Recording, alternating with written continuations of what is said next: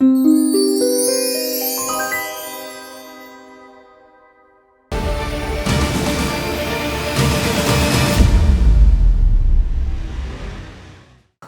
जुन वर्तमान संविधान आयो त्यो संविधान पश्चात चाहिँ सहकारीलाई तिनै तहको सरकारको बीचमा विभाजन गरिएको छ।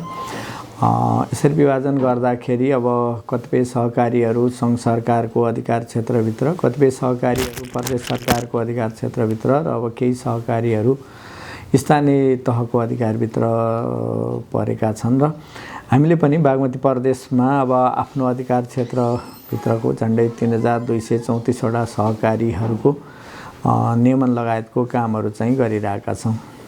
हामीले संस्थाको अवस्थाको बारेमा जानकारी हरेक वर्ष उहाँहरूले बुझाउने जुन विवरणहरू हुन्छ त्यो विवरणको आधारमा चाहिँ लिने गर्छौँ। यद्यपि अब कतिपय संस्थाहरू दर्ता भएका सञ्चालनमा त्यति नआइसकेको, कतिपय सञ्चालनमा आएको नवीकरण चाहिँ नभएका, अब कतिपय संस्थाहरू खारेजी र मर्जरको प्रक्रियामा गएको अवस्था पनि छ। र जिल्ला तहसम्म नै अब हाम्रो संयन्त्र अहिले तयार भइ नसकेको हुनाले बागमती प्रदेशको संस्कृति पर्यटन तथा सहकारी मन्त्रालय मातहतको जुन सहकारी रजिस्ट्रारको कार्यालय छ, सहकारी रजिस्ट्रारको कार्यालयमा हरेक वर्ष संस्थाहरूले बुझाउने विवरणको आधारमा नै हामीले संस्थाको अवस्था के छ, सङ्ख्या कति छ, पुँजी कति छ, ऋणको अवस्था चाहिँ के छ, संस्थाको नवीकरणको अवस्था कस्तो छ, वासलातको अवस्था कस्तो छ भनेर हामीले तथ्याङ्कहरू निकाल्ने चाहिँ गर्छौँ।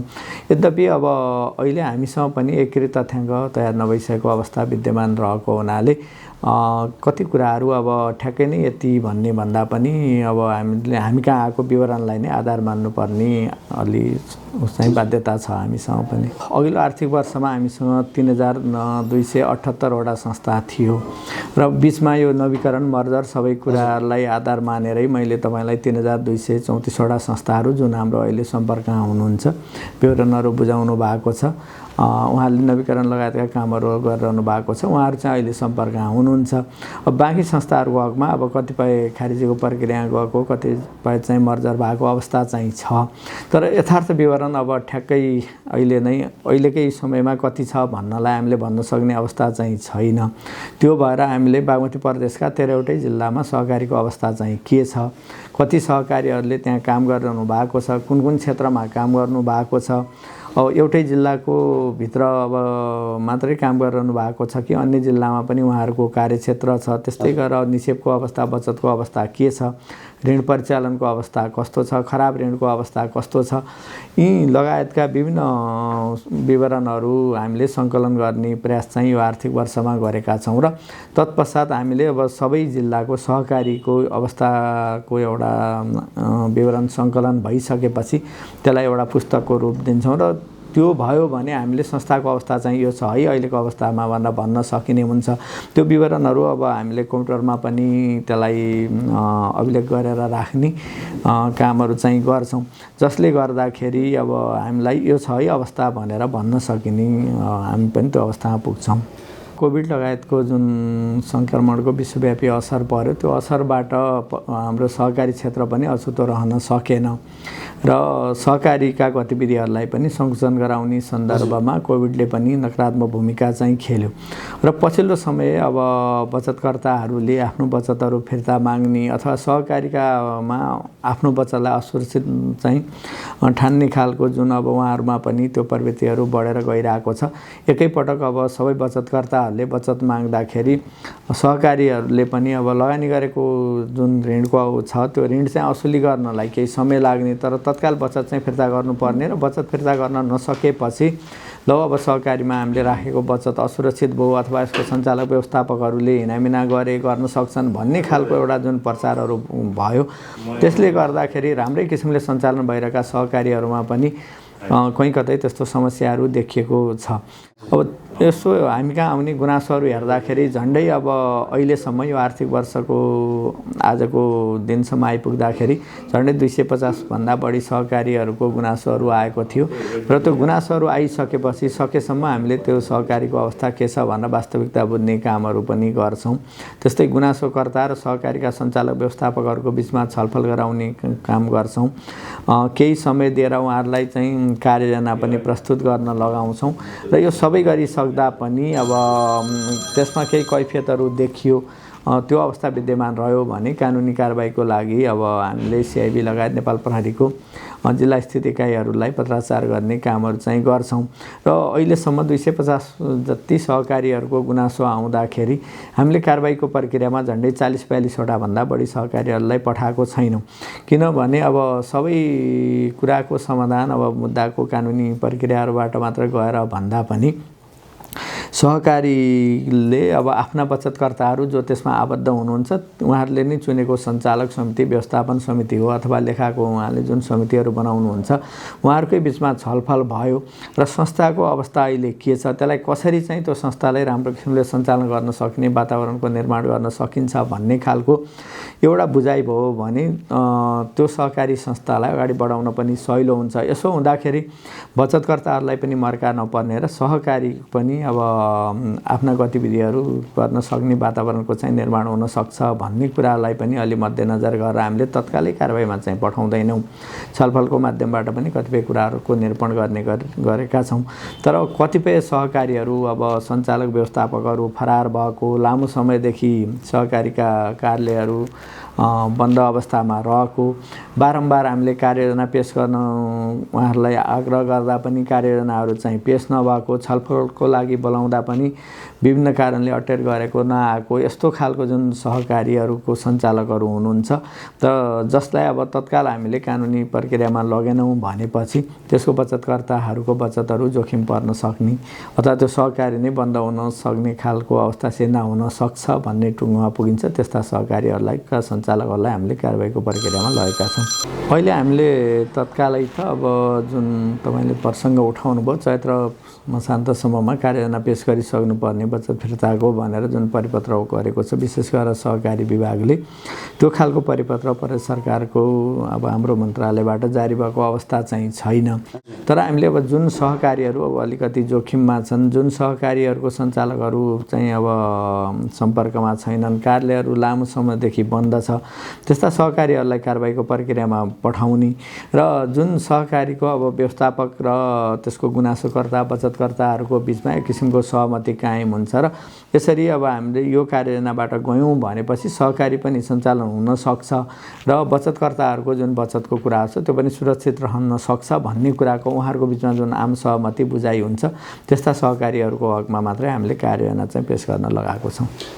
प्रदेशको सहकारी ऐनले पनि सहकारीहरूलाई समस्याग्रस्त घोषणा गर्न सक्ने कुराको परिकल्पना गरेको छ ऐनको दफा 81 र यसरी मन्त्रालयले समस्याग्रस्त भनेर सहकारीको घोषणा गरिसकेपछि सो ऐनको दफा 82 व्यवस्थापन समिति गठन गर्न सक्ने प्रावधान छ र त्यही ऐनको प्रावधानलाई टेकेर हामीले अहिले तत्कालै प्रदेश सरकारले समस्याग्रस्त सहकारी व्यवस्थापन समिति भनेर गठन गरेको छ। अब छिट्टै नै हामीले काठमाडौँ उपत्यकाको कुनै उपयुक्त ठाउँमा कार्यालय स्थापना गर्छौँ, जनशक्तिहरू उपलब्ध गराउँछौँ र अहिले जम्मा एउटा सहकारी मात्रै समस्याग्रस्त घोषणा भएको छ र अहिले त्यो समितिले त्यही सहकारीको सन्दर्भलाई लिएर आफ्ना गतिविधिहरू अगाडि बढाउँछ। आगामी दिनहरूमा आवश्यकता पर्यो भने अब अन्य सहकारीहरूलाई पनि समस्याग्रस्त घोषणा गर्ने, त्यसमा अब ऋण दायित्वका कुराहरू, अब सम्पत्तिका कुराहरू सबैलाई सुरक्षित राख्ने, त्यसको मूल्याङ्कन गर्ने र बचतकर्ताहरूलाई अब त्यही सम्पत्तिहरूबाट असुल उपर गराएर बचतहरू फिर्ता गराउने कामहरू हुन्छ र त्यो बाहेक अब सहकारीका सञ्चालक व्यवस्थापकहरूले काम गर्दाखेरि केही बदमासीहरू गरेको अवस्था चाहिँ रहेछ अथवा अपचलनका केही गतिविधिहरू गर्नुभएको छ भनेपछि त्यसमा थप कारबाहीको लागि पनि उहाँहरूले आफ्नो प्रक्रियाहरू चाहिँ अगाडि बढाउनुहुन्छ। यसको लागि अब समिति गठन भइसकेको छ, छिट्टै नै हामीले कार्यालय चाहिँ स्थापना गर्छौँ। मुख्य कुरा त सहकारीको जुन मूल्य मान्यता छ त्यो मूल्य मान्यताभित्रै भएर सहकारीले आफ्ना गतिविधिहरू सञ्चालन गर्ने हो भने खासै समस्या आउँछ जस्तो चाहिँ लाग्दैन। अब केही सहकारीहरू सबै सहकारीहरू होइन, अब सहकारी त 3234वटा त हाम्रो अभिलेखमै छ, अब त्योभन्दा बढी पनि हुन सक्ला। त्यो मध्ये 100-200 सहकारीहरूमा विवादहरू आएको, त्योमा धेरै कोडिङ खालको त अझै मैले भने 40-50वटा भन्दा बढी देखिएको अवस्था चाहिँ छैन। केही सहकारीहरूमा जुन समस्याहरू आयो त्यसले गर्दाखेरि अन्य सहकारीहरूले पनि अब त्यो मार चाहिँ खेप्नु परिरहेको अवस्था चाहिँ विद्यमान छ। यसो हेर्दाखेरि अब सञ्चालकहरूले बचतकर्ताको बचतहरूलाई आफू खुसी खर्च गर्ने, उत्पादक क्षेत्रहरूमा चाहिँ खर्च गर्ने, अब ऋणको लगानी गर्दाखेरि जथाजमानी राख्नुपर्ने कुराहरूलाई चाहिँ अब नराखिदिने अथवा कमसल धितोहरू राखेर ऋण प्रवाह गर्ने, समयमै त्यो ऋणको रिकभरी गराउन नसक्ने, यस्ता खालका गतिविधिहरू भएको अवस्था देखिन्छ र जसले गर्दाखेरि सहकारीहरूले अब जसरी आफ्ना क्रियाकलापहरू अगाडि बढाउनु पर्थ्यो त्यो अनुसार चाहिँ क्रियाकलाप अगाडि बढाउन नसकेको, सहकारीप्रति चाहिँ अब आम मान्छेहरूको धारणा अलिकति नकारात्मक बन्दै गइरहेको र कतिपय सन्दर्भमा अब बचतकर्ताहरूको बचतकै कुराहरू पनि असुरक्षित भएको अवस्था चाहिँ विद्यमान छ। यो मुख्य उसको जड कुरा नै मूल कुरा भन्ने हो भने अब सहकारीले जुन मूल्य र मान्यता सहकारीका छन् त्यसलाई अक्षरश पालना गर्ने हो भने अब अहिले देखिएको यो समस्या चाहिँ धेरै हदसम्म चाहिँ हल पनि हुन्थ्यो र यस्तो खालको चाहिँ वातावरण चाहिँ बन्दैन थियो जस्तो चाहिँ हाम्रो बुझाइ हो। यसो छ अब सहकारीको एउटा मूल्य मान्यता जुन सहकारीको 7वटा सिद्धान्त पनि भन्छौँ हामीले, त्यसमा चाहिँ स्वायत्तता पनि यसको एउटा मुख्य मूल्य मान्यता हो। सहकारीका सदस्यहरू सहकारीमा आबद्ध हुने र आफ्ना गतिविधिहरू जुन त्यो सहकारीको स्थापनाको उद्देश्य छ त्यो उद्देश्य अनुसार सञ्चालन गर्नको लागि उहाँहरू स्वायत्त हुनुहुन्छ। त्यसले राज्यले अब धेरै कुराहरू त्यसमा हस्तक्षेप गर्ने भन्दा पनि उहाँहरूलाई काम गर्ने सन्दर्भमा स्वायत्तता नै दिनुपर्छ।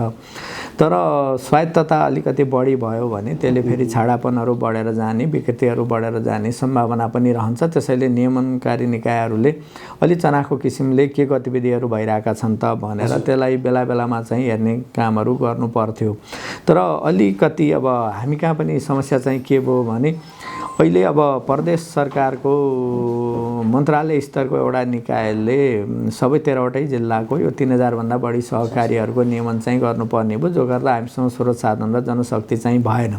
विगतमा भएको सहकारीको जिल्ला स्तरीय कार्यालयहरू र केही डिभिजन कार्यालयहरू थिए, त्यो अहिले चाहिँ खारेज भइसकेको अथवा गाविसकेको अवस्था चाहिँ विद्यमान भयो, जसले गर्दा हामीले तल्लो तहसम्म गएर सूक्ष्म किसिमले अब गतिविधिहरूलाई अब नियमन गर्न सकेनौँ र नियमन गर्न नसकेको कारणले कतिपय गलत काम गरिरहेका सहकारीहरूलाई पनि नियन्त्रण गर्न सक्ने अवस्था चाहिँ रहेन।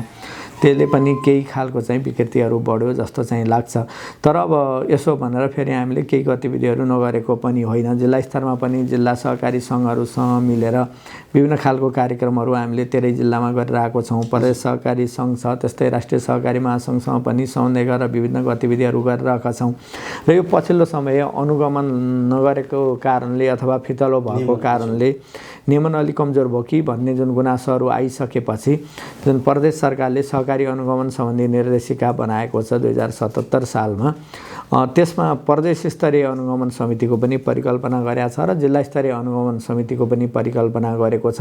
अहिले हामीले त्यो जिल्ला स्तरीय अनुगमन समिति र प्रदेश स्तरीय अनुगमन समिति दुईटैलाई केही बजेट चाहिँ विनियोजन पनि गरेका छौँ यो आर्थिक वर्षमा। र अब हाम्रो तल्लो तहसम्म चाहिँ इकाइ नभएको हुनाले उहाँहरूसँग नै समन्वय गरेर अब सबै सहकारीको सन्दर्भमा त नहोला, केही अब त्यसमध्येबाट छनौट गरिएका सहकारीहरूको चाहिँ अनुगमन गर्ने, सूक्ष्म किसिमले नै त्यसका गतिविधिहरूको चाहिँ विश्लेषण गर्ने र आगामी दिनहरूमा के गर्दाखेरि अलिकति सहिलो हुन्छ त्यो अनुसार चाहिँ हाम्रा कार्यक्रमहरू अगाडि बढाउने सोच चाहिँ बनाएका छौँ। र यसमा प्रदेश सहकारी सङ्घले पनि आफ्नो तर्फबाट सहयोग गरिरहेको छ, जिल्ला सहकारी सङ्घहरूले पनि सहयोगहरू गरिरहनु भएको छ। तर हामी 13वटै जिल्लामा उहाँहरूसँगै बसेर यस्ता कार्यक्रमहरू गर्छौँ, अनुगमनको कामहरू पनि गर्छौँ। अरू जिल्ला स्तरीय सहकारीमा देखिएका समस्या र त्यसका समाधानका लागि अब हामीले के भूमिका खेल्नुपर्छ यस्ता खालका अरू कार्यक्रमहरू पनि सञ्चालन गर्ने कामहरू चाहिँ हामी गर्छौँ नै। तर तल्लो तहसम्म अब कार्यालयहरू नभएको, जनशक्तिहरू चाहिँ नभएको कारणले गर्दाखेरि अब एउटा कुरा हामीले पनि स्वीकार्नुपर्छ, नियमन अनुगमनको काममा चाहिँ अब जति हामीले प्रभावकारिता ल्याउनु पर्थ्यो त्यो चाहिँ नभइरहेको अवस्था चाहिँ हो। कर्जा सुरक्षा केन्द्र ऋण असुल न्यायाधिकरणको कुरा सहकारी ऐन 74मा पनि परिकल्पना गरिएको छ। प्रदेशको सहकारी ऐनले पनि त्यसको चाहिँ परिकल्पना चाहिँ गरेको छ। तर अब कतिपय विषयवस्तुहरू अब हाम्रो मन्त्रालय तहबाट मात्रै त्यसको निरूपण हुन नसक्ने, प्रदेश सरकारको तहमै पुग्नुपर्ने, कतिपय विषयहरू फेरि प्रदेश सरकारको तहबाट मात्रै निरूपण नहुने, सङ्घीय सरकारसँग पनि हामीले अनुरोध समन्वय गर्नुपर्ने खालका विषयहरू छन्। त्यो विषयहरूमा अब यो समस्याहरू जुन देखिएको छ त्यो समस्या समाधानको लागि यो कुराहरू हुनुपर्छ है भन्ने किसिमले हामीले हाम्रो तर्फबाट हाम्रा आग्रहहरू राख्ने, सुझावहरू राख्ने र उहाँहरूलाई अनुरोध गर्ने, गच्याउने कामहरू चाहिँ गरिरहेकै छौँ। तर त्यो संस्थाहरू चाहिँ अब गठन नभइसकेको हुनाले त्यो गठन भए पश्चात चाहिँ अहिले देखिरहेको जुन अलिकति वित्तीय चाहिँ अब विचलनको खालको जुन अवस्थाहरू देखिएको छ अथवा बचतकर्ताहरूमा एक किसिमको जुन मनोवैज्ञानिक त्रासको अवस्था चाहिँ देखिएको छ, त्यसलाई कम गर्नको लागि सहज हुन्थ्यो त्यो संस्थाहरू चाहिँ स्थापना भएको भए। त्यो नभएको कारणले पनि कहीँ कतै चाहिँ यो समस्याहरू आएको छ कि भन्ने हाम्रो पनि बुझाइयो। त्यही किसिमले हामीले हाम्रो तहबाट गर्नुपर्ने समन्वय र सहजीकरणको कामहरू गरिरहेकै छौँ। आशा छ आगामी दिनहरूमा ऐनले परिकल्पना गरेका संयन्त्रहरूको चाहिँ निर्माण हुन्छ। त्यो संयन्त्रहरूले आफ्ना गतिविधिहरू अगाडि बढाउनु भयो भने अहिले देखिरहेको समस्याहरू अब धेरै हदसम्म चाहिँ कम भएर जान्छ जस्तो चाहिँ लाग्छ। तपाईँलाई म एउटा सानो उदाहरण पनि भन्छु। यो सन्दर्भमा हामीले कुनै जिल्लाको एउटा सहकारीको चाहिँ अनुगमन गरेका थियौँ। उहाँहरूको सहकारीमा एकदम राम्रो किसिमले बचतको कामहरू पनि भइरहेको छ, ऋण परिचालनको कामहरू पनि भइरहेको थियो, ऋण असुलीको कामहरू पनि भइरहेको थियो। तर त्यही जिल्लामा अर्को सहकारीमा समस्या आयो। त्यसको सञ्चालकहरू फरार हुने, भाग्ने भइसकेपछि के भयो त भन्दाखेरि राम्रै चलिरहेको सहकारीमा पनि बचतकर्ताहरूले बचत जम्मा गर्न छोड्नुभयो, उल्टै फेरि आफ्नो बचत चाहिँ फिर्ता माग्न थाल्नुभयो। अब त्यो व्यवस्थापकले कमजोरी पनि गरेको छैन, हरेक वर्ष नवीकरण छ, अब हरेक वर्ष उसले अडिट गरेको छ, उनीहरूको बिचमा चाहिँ त्यस्तो खराब कर्जाको अवस्था पनि धेरै छैन। तर पनि अब अहिले फेरि त्यहाँ पनि समस्या आयो। समस्या किन आयो त भन्दाखेरि अर्को संस्थाको कारणले त्यो संस्थाप्रतिको पनि बचतकर्ताहरूको विश्वास चाहिँ हराएर गयो। यो खालको अवस्था धेरै ठाउँहरूमा देखिरहेको छ। अब एकैपटक बचतकर्ताहरूले बचत फिर्ता माग्न जानुहुन्छ, हामीले त तरलता सहकारीहरूले पनि 20% तरलता राख्ने हो भने बाँकी 80% त कहीँ न कहीँ चाहिँ त्यो लगानीमा गएको हुन्छ। अब एकैचोटि 100% बचतकर्ताहरू आफ्नो बचत फिर्ता माग्न जाँदाखेरि त 20%सम्म उसले अधिकतम फिर्ता गर्न सक्छ, 80% फिर्ता गर्न सक्ने अवस्था चाहिँ रहँदैन। अब त्यो भएपछि के खालको प्रचारहरू हुन्छ त भन्दा अब यो सहकारीले लगेको बचतहरू कन्तै लगायो, हिनामिना गर्यो, यसो गर्यो, भोलि अब फिर्ता नदिन सक्छ भन्ने खालको चाहिँ प्रचार हुन थाल्छ। र त्यो हुँदाखेरि राम्रै चलिरहेको सहकारीहरू पनि बदनाम हुनुपर्ने, बन्द हुनुपर्ने अवस्था चाहिँ सिर्जना भएको छ। अब त्यो हुन नदिनको लागि आफ्नो सहकारीको अवस्था चाहिँ यो छ है, र यो सहकारीको सम्बन्धमा तपाईँहरूले आत्तिनु पर्दैन, हामी यसरी गर्छौँ भनेर उहाँहरूले पनि आफ्ना बचतकर्ताहरूलाई आश्वस्त पार्नुपर्छ।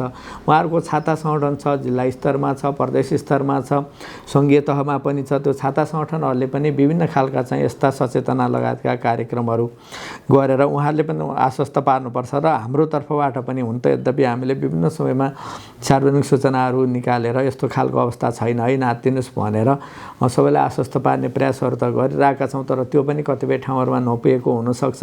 उहाँलाई विश्वस्त पुर्याउन सकियो भनेपछि अहिले जुन भइरहेको जस्तो प्रचार छ त्यो धेरै हदसम्म कम हुन्छ जस्तो चाहिँ लाग्छ।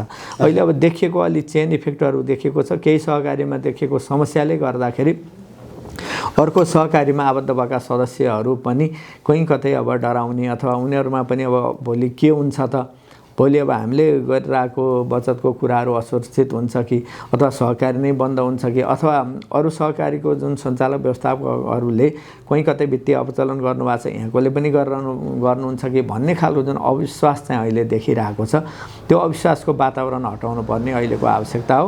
त्यसको लागि कुनै एउटा तहबाट मात्रै प्रयास गरेर हुँदैन। पहिला सहकारीले नै आफ्नो सहकारीको बारेमा स्पष्ट पार्नु पर्यो, समय समयमा चाहिँ साधारण सभाहरू गर्ने अथवा उहाँहरूले चाहिँ आफ्नो आम्दानी खर्चका कुराहरू, वासलातका कुराहरू सार्वजनिक गर्ने। त्यसमा अब भएका चाहिँ ऋणीहरू छ भने अब त्यो ऋणीहरू पनि सहकारीमा आबद्धै व्यक्तिहरू हुनुहुन्छ, समयमा नै ऋण फिर्ता गरिदिने, यस्ता खालका कामहरू गरिदिनु भयो भनेपछि अहिले देखिरहेको जुन समस्याहरू छ त्यो समस्या चाहिँ धेरै हदसम्म चाहिँ कम भएर जान्छ। अहिले ठ्याक्कै हामीले त प्रोत्साहनको लागि छुट्टै प्रोत्साहन सम्बन्धी नीति नै ल्याएको अवस्था त छैन मन्त्रालय तहबाट।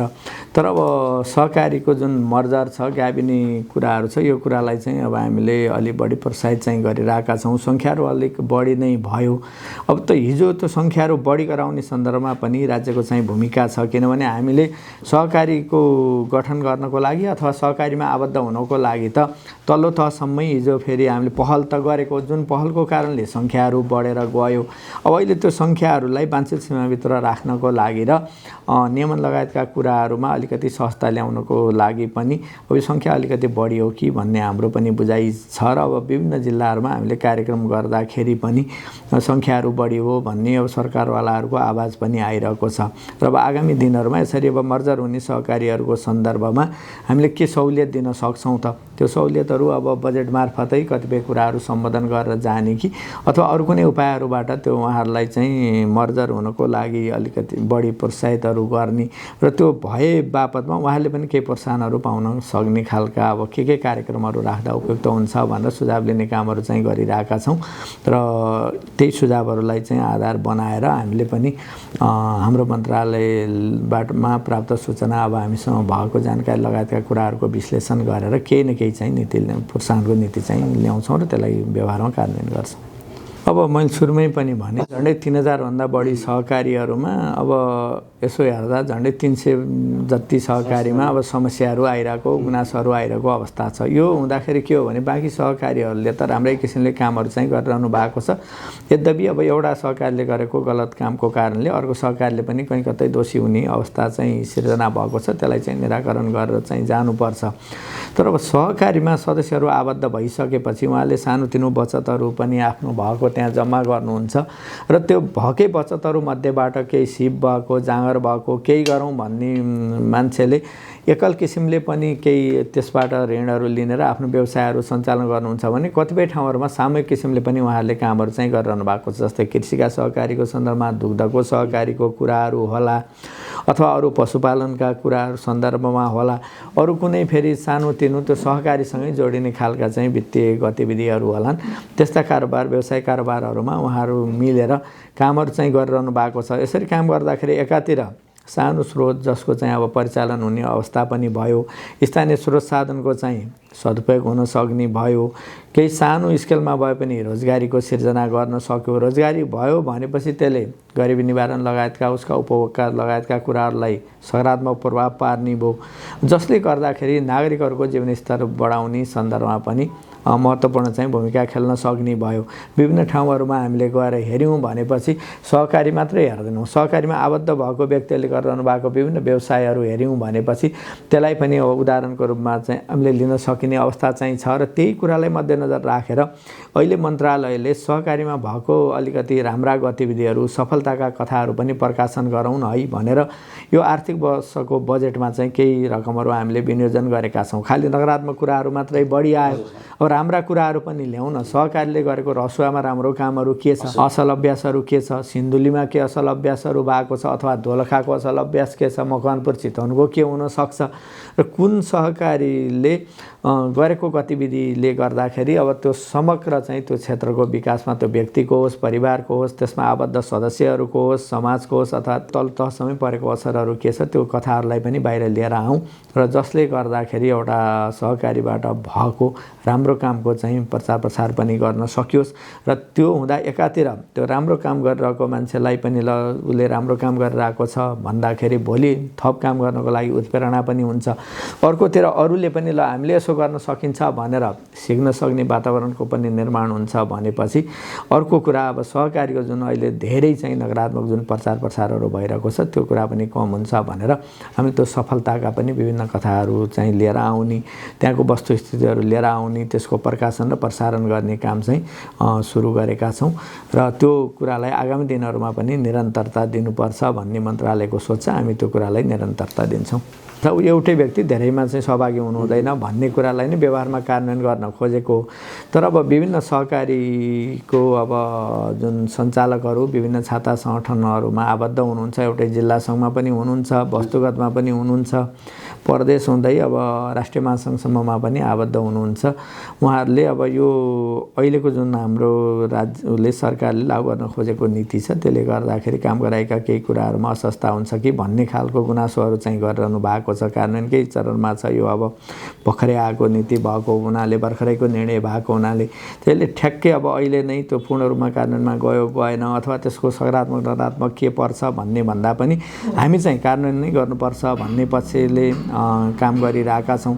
तर उहाँहरूको पनि केही रिजर्भेसनहरू भएको र अब उहाँहरू पनि एउटा सरकारवाला पक्ष भएको हुनाले त्यो कार्यान्वयन गर्दै जाँदाखेरिका बरु कमी कमजोरीका कुराहरू चाहिँ सुधार गर्दै जाने र आगामी दिनहरूमा बरु त्यसलाई कसरी लागू गर्दाखेरि चाहिँ अलिकति सहज हुन्छ त्यो वातावरणको चाहिँ निर्माण गर्ने सन्दर्भमा हाम्रो भूमिका चाहिँ रहन्छ। तर अहिले नै अब हामीले कार्यान्वयन नै नगरेको भन्ने अवस्था छैन। त्यो जे निर्णयहरू भएका छन् त्यो सबै निर्णयहरू अर्को निर्णय नभएसम्म अथवा चाहिँ अब त्यो कार्यान्वयन गर्नु पर्दैन भनेर थप केही चाहिँ निर्णय नभएसम्मको अवस्थामा चाहिँ कार्यान्वयनकै चरणमा छन्।